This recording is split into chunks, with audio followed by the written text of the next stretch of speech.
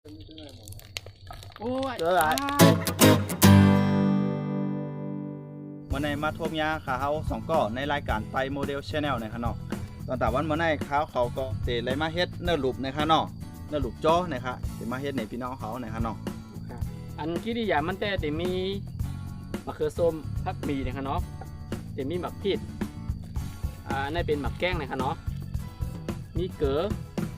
น้ำปลาพองนะครับเนาะแล้วก็หมักพริกพองในใครใส่ก็อะไรนะครับเนาะเพราะว่าเขามีหมักพริกริบอยู่แล้วนะครับเนาะแล้วก็เดี๋ยวใส่พองไม่ใส่อีกนึงนะครับเนาะ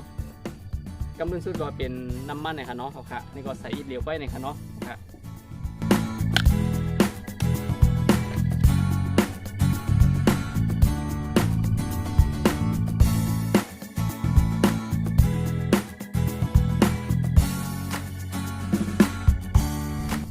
โอเคเนาะอันนี้ตอนตาตีเฮ็ดเนื้อหลุบจอกกับเป็นเนื้อหมูนะครับเนาะเนื้อเป็นเนื้อหลุบหมูนี่ครับ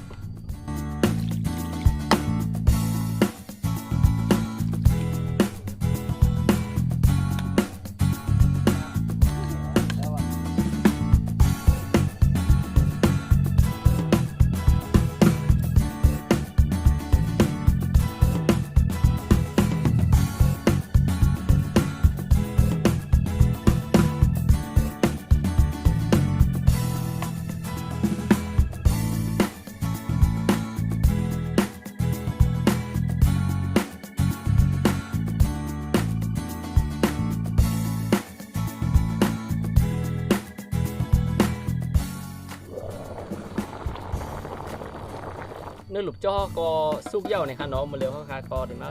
เปิดด้วยในข้างนอกครับกำในเขาติดกับกินข้าวจ้อมกันในข้างนอกข้าวค่ำในข้างนอก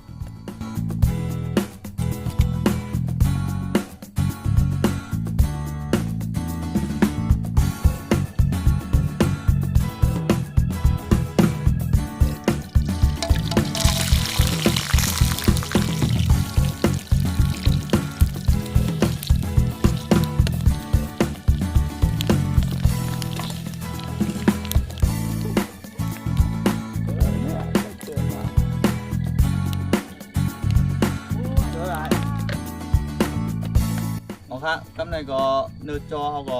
เจ้าตัวหลิงงามของเขาเนาะก็เมื่อในเขาจะมีหนังฟองมากับจ้อมเลยครับ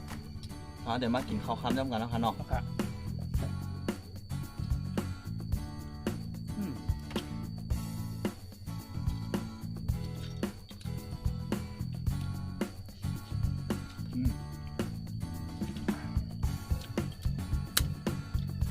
กับหนังปองเองครับเนาะ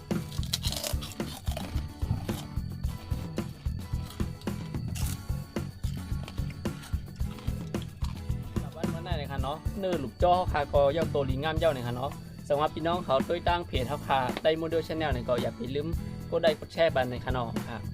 สำหรับพี่น้องเขาตัวตั้ง YouTube ในข้างนอกอย่าไปลืมเต็กซับสไครป์ปันตั้งใจในนะครับ